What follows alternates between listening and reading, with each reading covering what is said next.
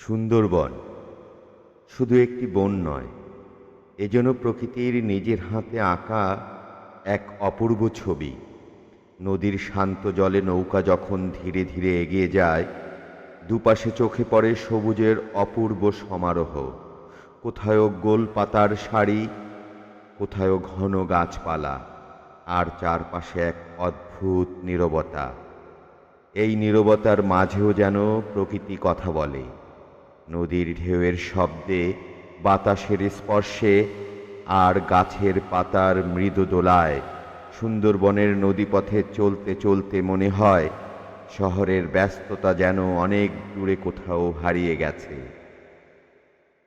এখানে সময় একটু ধীরে চলে, আর প্রকৃতিকে অনুভব করার সুযোগ হয় একটু বেশি। এই বন শুধু সৌন্দর্যের আধার নয়, এটি আমাদের গর্ব, আমাদের প্রাকৃতিক ঐতিহ্য।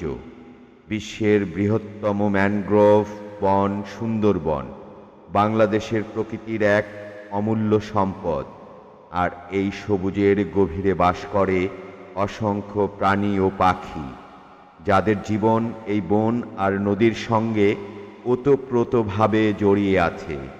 তাই সুন্দরবনকে শুধু দেখলেই হবে না, ভালোবাসতে হবে, রক্ষা করতে হবে।